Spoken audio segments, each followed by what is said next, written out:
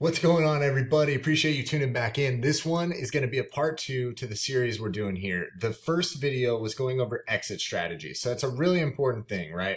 You need to know when to get out. Whether or not you're long-term buy and hold kind of person, you still need to know when a good time to exit is. You can't just hold on to an asset forever and ever and never liquidate. I guess you could, but you'll never realize those profits. So that's really important. And if you're day trading, more active day trader, you definitely need to know when to get out.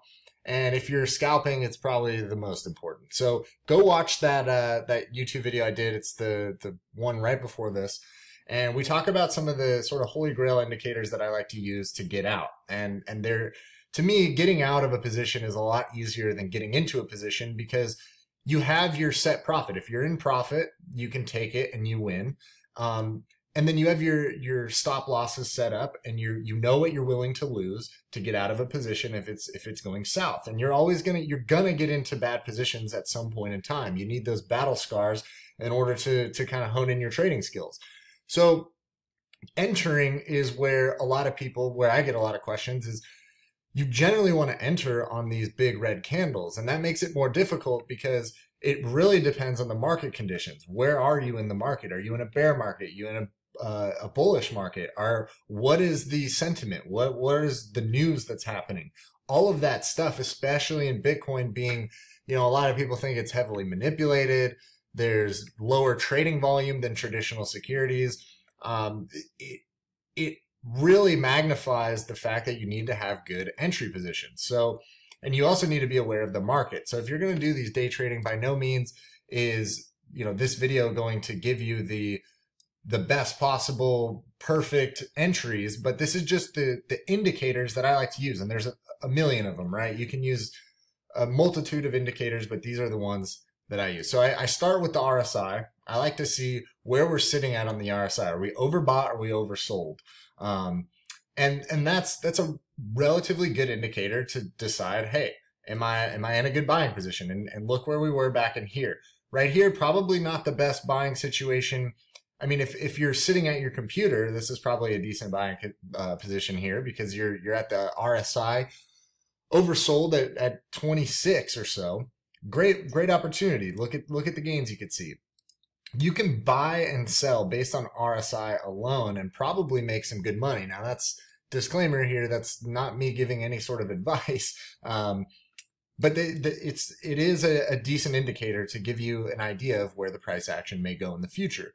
The problem with the RSI is if you look back into the bullish market, you can see that the RSI can just continue and continue in the overbought position and in the oversold condition in the bearish trend for a long time. And so you really need to be able to kind of weather the storm, if you will, because right here would have been a lot of good buying opportunities in the bull market. But if you're just playing the RSI, you're probably not going to see much action because you never would have bought if you're playing the RSI underneath 30. So obviously throughout this entire time, let's see how long that is, 25 days of probably the most significant price action, you would have never bought. You would have missed out on 152% of gains.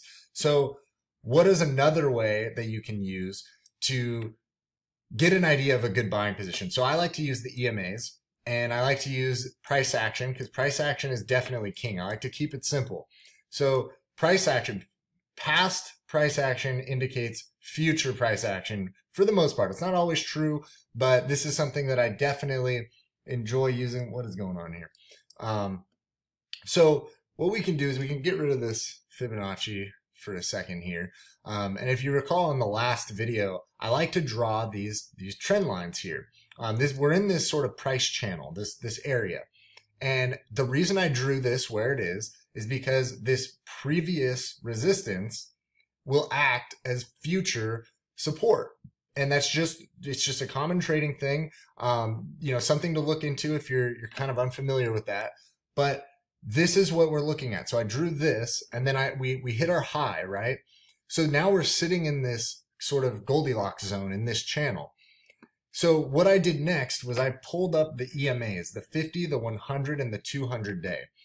And my sort of assumption at this point, once we hit our high, right when we got here and we bounced off this resistance line, what I did, and obviously the reason I drew that was because of this here, previous price action once again, and then where was our resistance? This is our relative high at the moment. So that's why I drew that trend line.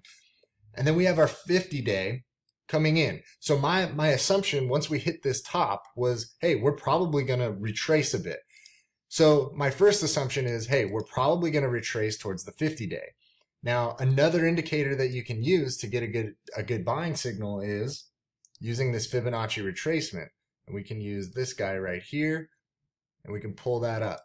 And if you look at that, the 0.236 line is exactly where we bounced.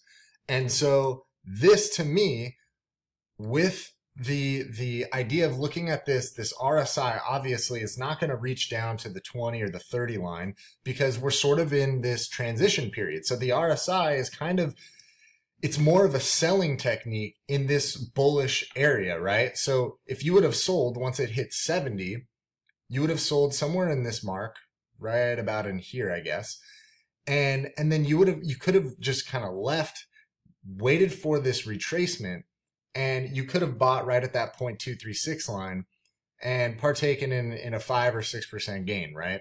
So that was sort of this is like my first assumption, is looking at the Fibonacci, the previous price action. Where are we in a trend? Where is the future resistance? Where's the future support lines? And to give me an idea of where we might retrace to. If we would have dipped past this 0.236 line, it's probably likely we would have dipped straight through like butter through this support line and down back to this 0.382 line. And that's probably where I would have had my next eye on things. But I don't necessarily just set up a buy order and leave it. You know, I want to see what the markets are doing. If the markets go full bear, I don't want to buy at the 0.236 line and wait, and all of a sudden a couple hours later I come back and check my computer and we're all the way down at the 0.5. So to do this sort of day trading, to kind of get into good positions, this is my strategy. I kind of watch the markets. When I see a bounce here, that's when I sort of put in my orders. You can put in your orders a little bit lower to see if you can kind of catch the bottom. Kind of to each their own. It really just depends. The next indicator that I'll use is the MACD. And this one is you're more looking for divergence here. You're looking for that bullish divergence, which is when the fast line moves over the slow moving line. The fast is the blue, the slow is the orange. And as you can see here at our bottom, at whatever this was, 5,800, you can see that we had that nice bullish reversal, or that bullish divergence down here on the MACD. And we pumped up. We had that retracement here, which was okay, and we can use the fibs to give us an idea of where we retrace to. So if we go back here, we were clearly below all of these EMA lines, so those weren't necessarily in play at this point in time. But as you can see here, we bounced all the way back down to the 0.618. And once we did that, as we've talked about in previous videos, the 0.618 line is sort of the Goldilocks ratio in the fib retracements here. So, whoa, what happened there? So when we bounced off that line, that to me is an indicator of, hey, we're probably reversing here. We had two daily candles bounce off this 0.618 line, and sort of we just made a nice run up, 1, 2, 3, 4, 5, 6 daily candles in a row in the green. And that was a great entry point right there for anybody who caught that. But you could have used the MACD to sort of signal this. You can see here, right at this last red candle before we had 6 green ones in a row, you could see that we had that bullish divergence once again. And that's why I like to use the MACD to give me just another idea of where we might be going. And then one of the last ones, whoa, geez, what is going on? One of the last ones I'll go over, that was crazy. Sorry about that if I gave anybody a stroke. Is the stochastic. And the stochastic is also an oscillator. It definitely oscillates quicker than the traditional RSI. You can use the stochastic RSI as well. They are different indicators, so just be aware. But basically, you're looking for a similar idea with the MACD. You're looking for that bullish divergence.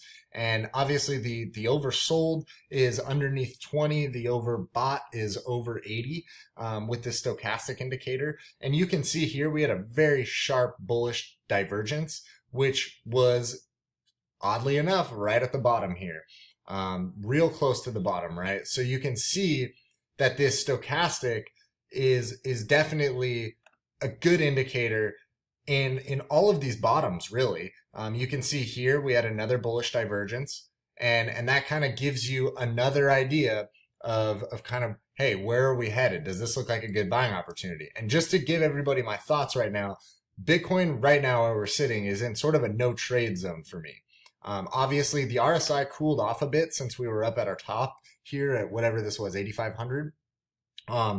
And we definitely bounced off this 50-day EMA, which is nice. But as you can see, the stochastic just had a bearish divergence. The MACD looks like it's leveling off, and the RSI is still pretty high. So I'm not looking to enter Bitcoin right now. And the only reason for that is, you know, obviously you can have some massive bull pump and you could miss out on a ton of profit. But the problem is I like to weigh the risks and rewards of my trade. And this just doesn't seem like the risk is going to the risk will definitely outweigh the reward for me. If we do get a bullish break, that's when I'll reevaluate. So keep that in mind. And then there's also a ton of different trading patterns that you can use. You know, you can use the Elliott wave theories. You can use like cup and handles. You can use all sorts of different things. And there are some people who are saying this could be the cup and handle, which would be this guy here is the cup. And then we're making the handle here. And once we do make that handle, you know, maybe it's off to the races. We'll kind of see. But you kind of got to evaluate that as it goes. But then the next thing for entries is going to be, this is really important. Once you look at the daily, I like to look at the daily candle first. It just depends.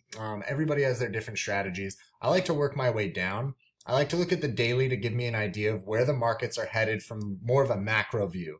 And then I like to go down to the 4 hour and see if my analysis matches up with what I just looked at, which was the daily.